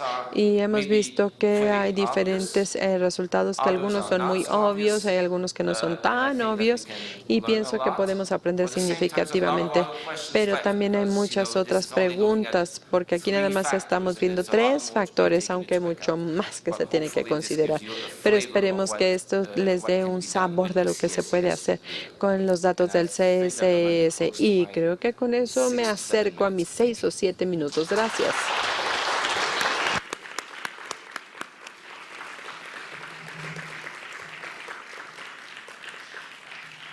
Muchas gracias, André. Thanks, André. Tu breve, dinámica, interesante exposición y muy precisa además, porque fue el tiempo que dijiste que iba a ser. Y para finalizar la mesa, escuchemos los comentarios de Rosa María Mirón Lince. Gracias. Bueno, quiero agradecer la invitación. Es un honor poder hacer los comentarios de esta interesantísima mesa. Agradezco mucho la invitación a los organizadores. Y bueno, dado que yo tenía 20 minutos más 14, que le sobraron al profesor Ble, me temo que yo tengo un poquito más. No. Ya entiendo que están, ya, no protesten, ya. Sí, no, era simplemente una broma. Nos la ahorramos igual y ahorro también yo los míos. Qué susto, ¿verdad? Bien, preparé un pequeño texto para dar, creo que sí queda, no conocía todas las intervenciones, pero me parece que puede dar un marco y después haré unos breves comentarios a tan interesantes ponencias. En realidad, lo interesante de esta mesa ya lo dijeron los cuatro ponentes. Sobre la democracia en México y en general en América Latina hay buenas noticias. Nunca hubo tanta democracia durante tanto tiempo en tantos países desde la independencia, dice un informe del Latinobarómetro. Hoy sabemos que el apoyo a la democracia aumenta sostenidamente en toda América Latina. Los datos de 2009 y 2010 para México muestran que, si bien discretamente, también aquí ha aumentado el apoyo a la democracia, pasando de un 42 a un 49%. Además, la democracia es un régimen que goza de un alto aprecio entre sus sociedades. La población latinoamericana, y México incluido, ha brindado un respaldo constante a la democracia, pues una buena parte piensa que, a pesar de que no es la panacea, la democracia es el mejor sistema de gobierno. En México incluso vamos más lejos, pues nuestra Constitución política dice que la democracia es no solo una estructura jurídica, no solamente una estructura jurídica y un régimen político, estoy citando, sino un sistema de vida fundado en el constante mejoramiento económico, social y cultural del pueblo. Por ello, el desafío hoy se refiere a la sustentabilidad de las democracias, para que se constituyan en un verdadero instrumento de cambio y mejoramiento de la vida de los ciudadanos. En la medida en que las democracias han dado muestras de durabilidad en América Latina, ahora que ya echan raíces, el foco de reflexión y análisis se ha movido desde una preocupación central por la transición y la consolidación hacia una renovada atención por la calidad de nuestras democracias. La calidad de la democracia depende, entre otros, de las condiciones para el acceso y la realización de la competencia política, y ello incluye la información y participación de los ciudadanos. De tal manera, hay mayor calidad en la medida en que los ciudadanos participan informadamente en procesos de votación libres, imparciales y frecuentes, influyen en las decisiones políticas y exigen responsabilidad a los gobernantes, entre otros elementos. Pero no se limita solo a eso. La tendencia es a moverse más allá de las primeras versiones de esa democracia domesticada, para vincular los análisis procedimentales de la democracia con la atención sobre cómo la democracia política se posiciona en el orden social y económico. Casi todos los países en América Latina son democracias electorales, y esto es un cambio ya de por sí importante. pero la democracia electoral es solamente una parte a considerar. La legitimidad de la democracia también resulta fundamental. La legitimidad del régimen democrático le da sentido y funcionalidad al mismo. Así, la democracia es posible y tiene futuro porque existe un consenso sobre el hecho de que es el sistema de gobierno que más conviene a la mayoría. Esta legitimidad es en gran medida ideológica y se basa en la convicción de que los valores de la democracia, legalidad, equidad, tolerancia, imparcialidad, participación y diálogo, son mejores que los que sostiene cualquier otro régimen. Pero una parte sustancial de la legitimidad de la democracia deriva en su eficacia o de la percepción sobre su eficacia, ya que el propio modelo sostiene que los ciudadanos pueden y deben juzgar la eficacia de los gobernantes y representantes. Es decir, que la legitimidad democrática deriva de la práctica de sus valores y postulados. Solo un gobierno que practique la democracia, además de pregonarla, es legítimo. Pero también de los resultados que ofrezca un representante popular, un funcionario, un partido, una institución o bien el propio régimen. Un régimen sin legitimidad está condenado a caer frente a cualquier alternativa que resulte más atractiva para la población. Y hay que decirlo, ningún otro modelo enseña a los ciudadanos a ser menos fieles que la propia democracia. En efecto, un postulado central del modelo democrático es que los ciudadanos juzguen y decidan, y el juicio que hasta el momento han emitido los ciudadanos mexicanos sobre la democracia y también sobre los partidos políticos es más bien ambivalente. Así como sabemos todos que no existe democracia sin partidos, tampoco se puede imaginar la existencia de sistemas políticos democráticos sin la presencia de una cierta dosis de participación ciudadana. La noción de soberanía popular que legitima el orden democrático parte del supuesto de que los ciudadanos participan de manera directa o indirecta en la toma de decisiones públicas. Recordemos con Tocqueville que la participación ciudadana es el eje de toda democracia. La participación o ejercicio de la representación es un reflejo de la confianza que tiene la sociedad en las instituciones democráticas. De tal manera, un régimen es legítimo porque tanto él como las decisiones que en él se toman cuentan con la aprobación de los ciudadanos. Y esta aprobación, se presume, es posible porque se trata de un modelo que favorece el interés, las expectativas y las necesidades de la comunidad. Ahí se encuentran los incentivos para la participación.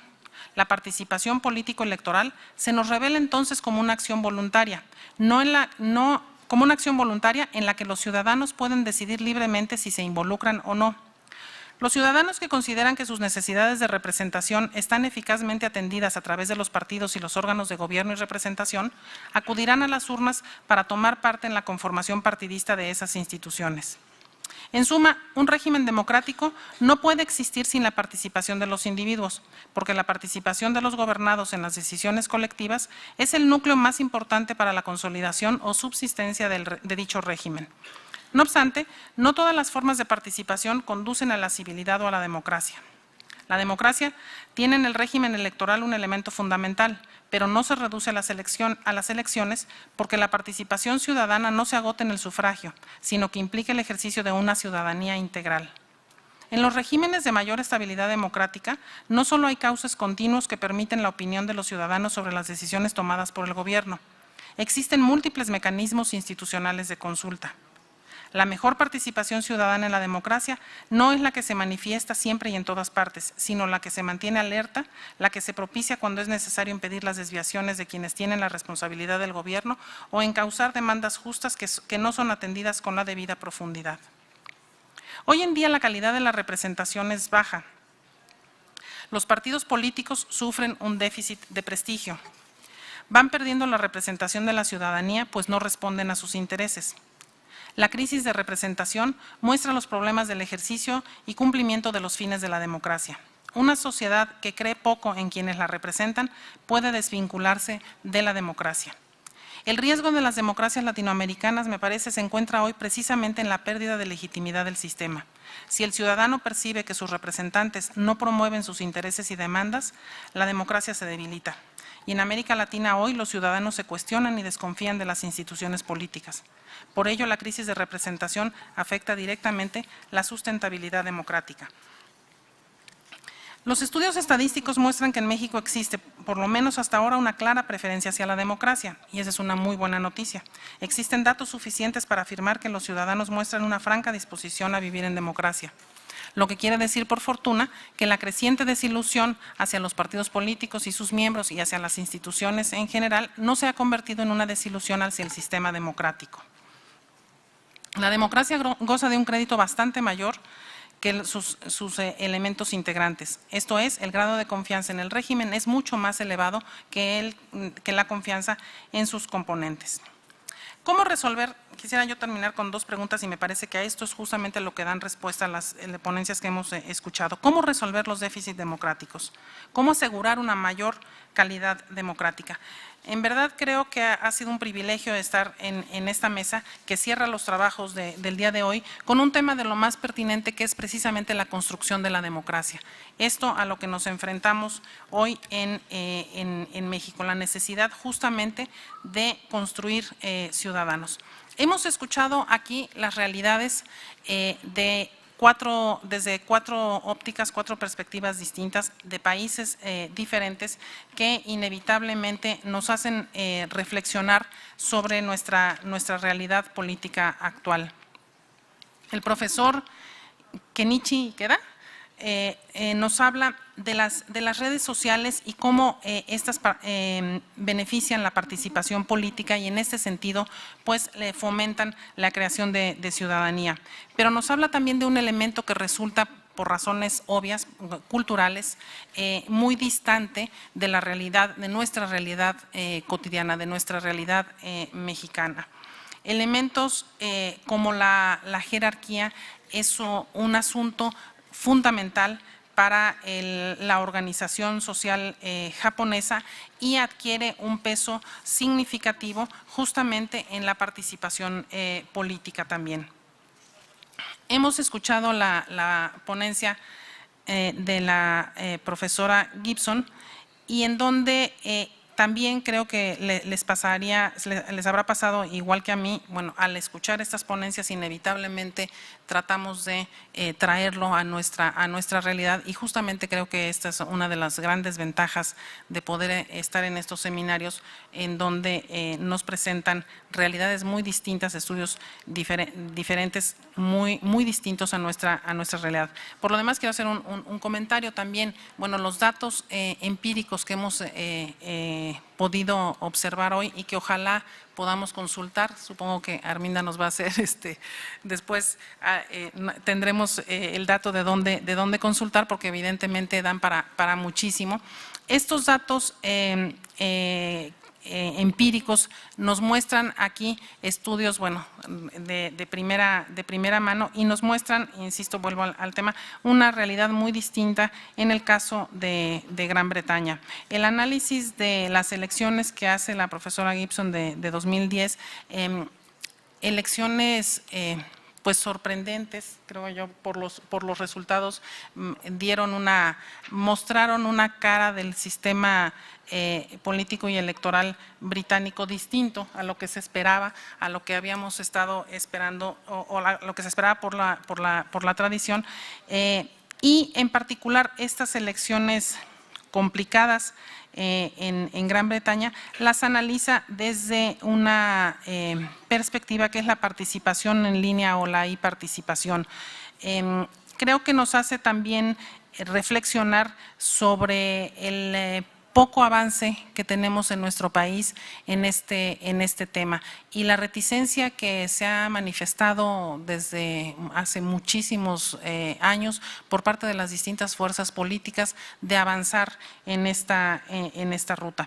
Hay ciertamente una diferencia evidente entre el acceso que tienen los británicos a estos recursos, a los recursos de la informática o electrónicos, inclusive el acercamiento que tienen y el que tiene la población mexicana. Jorge Buendía en la mesa anterior daba datos donde diferenciaba las poblaciones y lo vinculaba el acceso a estos recursos con un determinado nivel económico y social.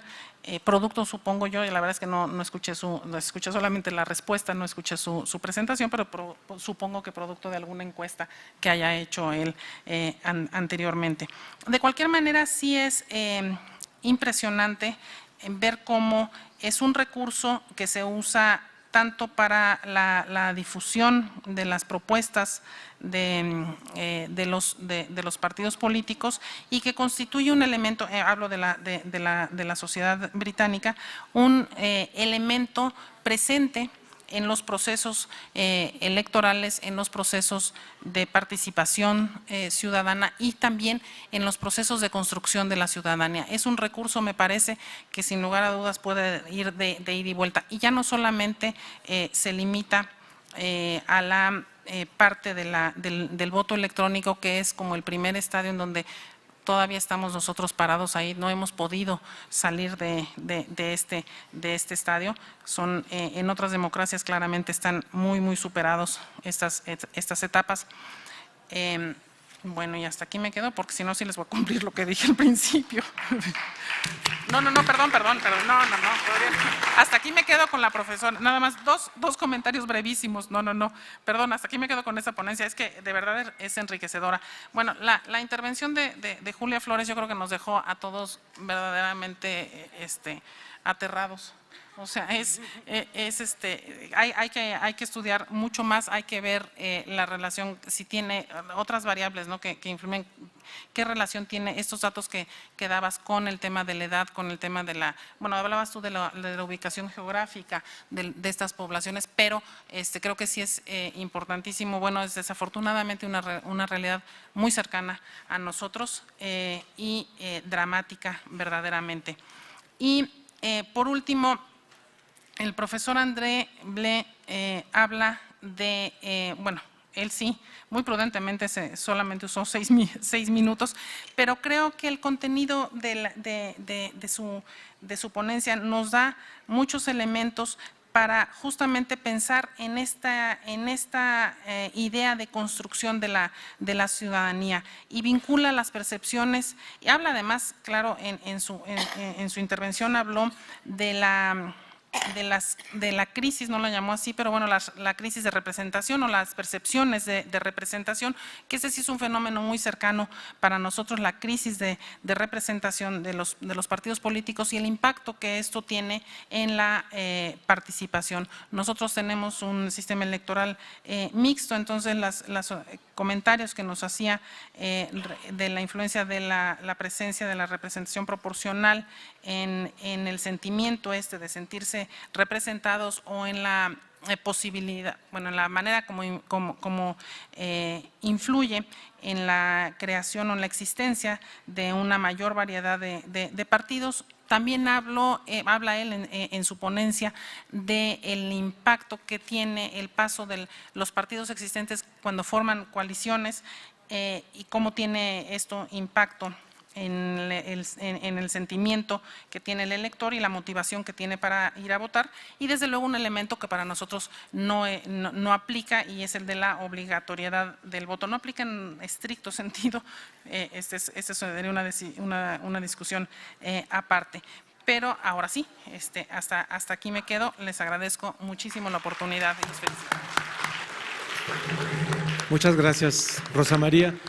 Vamos a tener un espacio para escuchar las preguntas del público, que veo que están muy participativos. Bueno, vamos a recoger algunas preguntas y vamos a dar oportunidad para que los integrantes de la mesa vayan respondiendo o vayan exponiendo los comentarios que tengan al respecto en el orden en que presentaron sus ponencias. Entonces, ¿empezamos? Sí, gracias. Con el respeto de todos los compañeros de su tiempo, quisiera comentar algo, y es con respecto a esa magnífica ponencia que impartió usted, doctora Julia. Quiero comentarle que esas aportaciones, aunque son unos datos duros, nos manifiestan una realidad que nosotros como jóvenes estamos preocupados por ella. Y hacia esto, más que pregunta, es un comentario, y si se puede que ese comentario, a la par de los grandes conocimientos que ustedes manejan, se pueda formular en una propuesta que se lleve a otros niveles. ¿En qué radica esto? Primero, en que usted hablaba sobre esa convivencia humana y la pérdida de los valores de la tolerancia, la igualdad, la libertad, el respeto. Eso se maneja como principios básicos de una convivencia que hasta el momento, creo yo, como joven, como una mente revolucionaria que se ha perdido en esta sociedad. Y ahí va inmerso un comentario sobre la cuestión de que un organismo que muchos dicen que no sirve para nada en este país, en estos momentos creo que tendría gran valía en esa propuesta que usted, bueno, en ese trabajo que usted plantea, es la Comisión Nacional de Derechos Humanos, dejando de lado el paradigma de que sea una institución que solamente vele por esos derechos. Al contrario, se necesita que nos instruya en ellos, que nos ayude a reconocer, mejor dicho, a recordar que es una parte esencial de nosotros como ciudadanos y que nos ayude a vivir en eso, a vivir con nuestros derechos sabiendo qué son para poderlos exigir, pero también en respetar los de los demás. Y bueno, esa es la propuesta para que la Comisión Nacional de Derechos Humanos deje de lado solamente esa facultad de velar por las garantías individuales que ahora se convierten inmersas en la Constitución Política de los Estados Unidos mexicanos y se conviertan en una forma de vida. Y por último quisiera concluir, es una frase muy bella y ojalá compañeros que todos tuviéramos un poco de esto, que dice, es de Nelson Mandela, dice que la libertad, conquistar la libertad no es solamente romper esas cadenas que nosotros tenemos, sino vivir en forma que el respeto mejore la libertad de los demás. Le agradezco, doctora.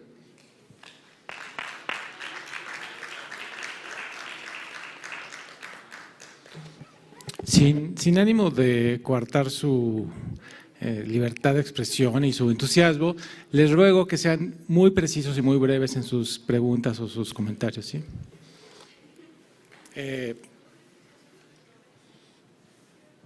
Buenas noches, Adrián Sánchez Ramiro, de la Facultad de Derecho de la Universidad Autónoma de San Luis Potosí. Sin ánimo de tratar de abarcar mucho tiempo, sí tengo que hacer un breve preámbulo en el sentido de esa presentación de la encuesta que nos han dado a entender dentro de este ejercicio democrático universitario.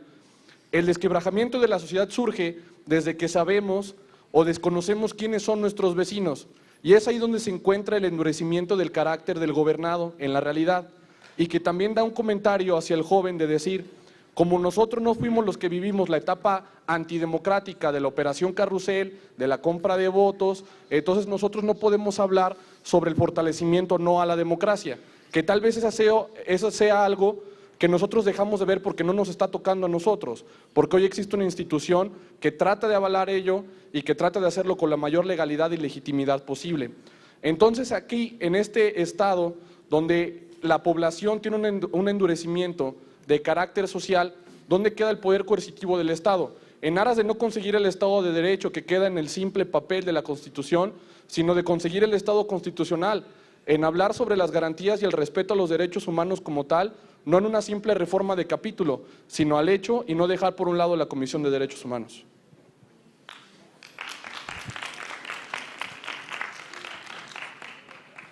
Bueno, muy buenas noches. Mi nombre es Marta Sofía, de la Facultad de Derecho de San Luis Potosí. Primero agradecerles por sus grandes ponencias y felicitarlos, especialmente al doctor André Blag, que tomó en consideración lo del tiempo. Mi pregunta es para el doctor Ikeda Kenichi, que tomaba como conclusión, decía que a mayor diversidad, mayor tolerancia, y tomando en cuenta que mencionaba que desconocía la situación mexicana, en México existe una gran diversidad y poca tolerancia. Entonces, mi pregunta es, ¿por qué o cómo ha funcionado así en Japón? Que nos pueda compartir. Gracias. Vamos a tomar otras dos preguntas para ya dar el espacio a los especialistas que respondan. A ver, Roxana, desde hace rato estabas muy inquieta. No, agradecí a André. Ella la que te abajo. Bueno, buenas noches. Mi pregunta va para el señor Kenichi.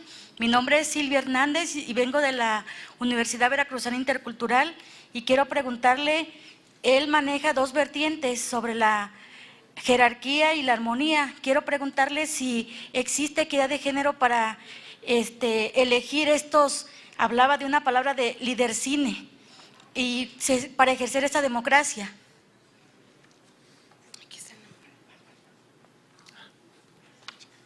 Bueno, buenas tardes. Mi nombre es Roxana González y soy de la Universidad Autónoma de Querétaro. Pues básicamente pues no a conocer, pero Ciudad Juárez es la ciudad más peligrosa de todo el mundo. Y bueno, tenía que mencionar esto porque, dado eso, ya hubo elecciones el año pasado en Ciudad Juárez. Me gustaría conocer la relación que hay entre la inseguridad y si esto significaría un retroceso a la democracia, ya que usted mencionaba, Julia Flores, que el IFE tuvo que marcar algunas zonas de riesgo. Me gustaría saber si fue a causa, supongo que fue a causa de esto y qué tanta incidencia tuvo. Y bueno, siguiendo con lo mismo, tenemos un panorama de buenas noticias, como decía Rosa María, de que estamos viviendo en un país que dice tener una preferencia amplia por una democracia, pero también estamos dispuestos a ceder algunas de nuestros derechos y libertades, y eso para mí representa una contradicción. Entonces igual yo sé que no es adivina, pero creo que sí nos podría decir un poco acerca de lo que se ha dado, por ejemplo, en el proceso específico de Ciudad Juárez, y si entonces a mayor inseguridad, menor democracia, o esto es un retroceso. Gracias.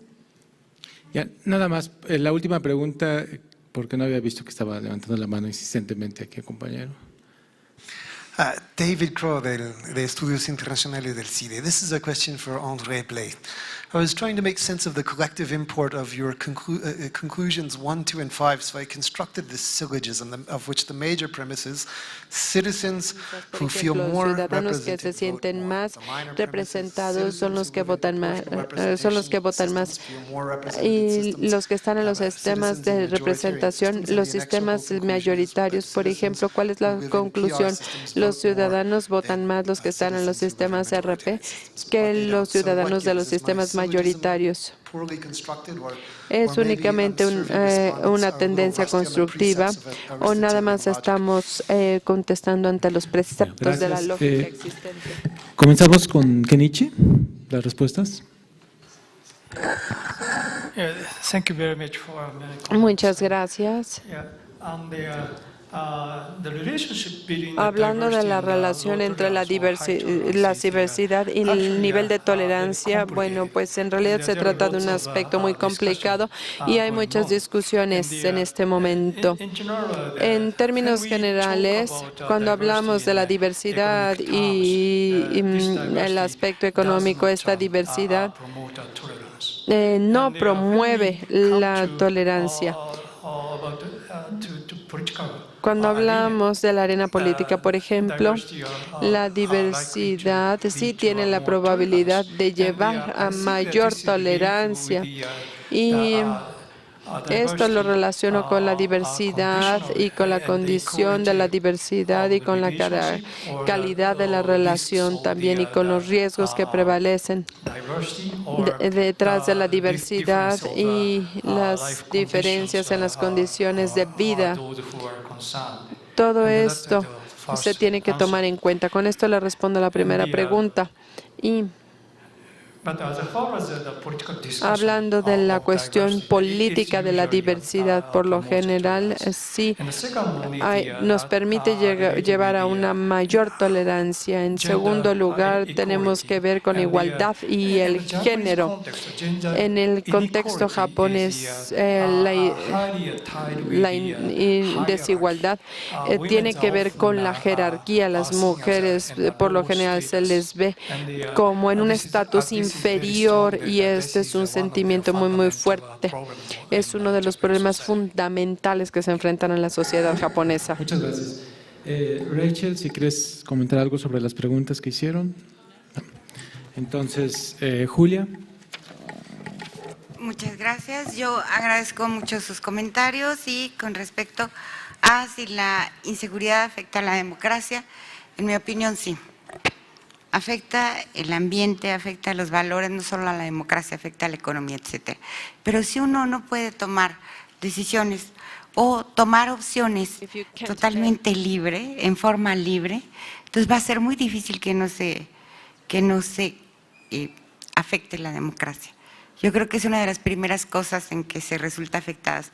Pero lo que yo creo que afecta más es que uno mismo censure o niegue sus propias libertades y derechos en áreas de vivir en un ambiente más seguro, como es precisamente el caso de Ciudad Juárez, que es donde se ha implantado el toque de queda, es donde primero se implantó en los últimos años. Y sí, la encuesta muestra consistentemente ciertos lugares y zonas que son de problema. Con respecto al comentario que hacía Rosita de los jóvenes, que es terrible, sí, pero no es nuevo. En 2005 hicimos la encuesta nacional de juventud y ya se veía venir. Ya aparecía ahí los jóvenes más dispuestos a la defensa de la ecología, más dispuestos a la defensa de los indígenas, con una mayor acogida de la población homosexual, pero al mismo tiempo más dispuestos a dar o recibir una mordida, eran quienes más nos respondían en una respuesta abierta en qué ocasiones hay que pegarle a una mujer, incluso las propias mujeres nos respondían. Entonces ya teníamos nosotros datos de esto que corroboramos después recientemente en la encuesta nacional de discriminación. Entonces esto sí es algo que a lo que tendríamos que ponerle atención, no solo los maestros, sino instituciones como el IFE. Gracias. Gracias, Julia. André. Thank you for the question, and this will perhaps help me to clarify, because I was perhaps Y con esto quizás me ayude a aclarar algo que no detallé mucho en la presentación. Entonces, si entiendo correctamente la pregunta,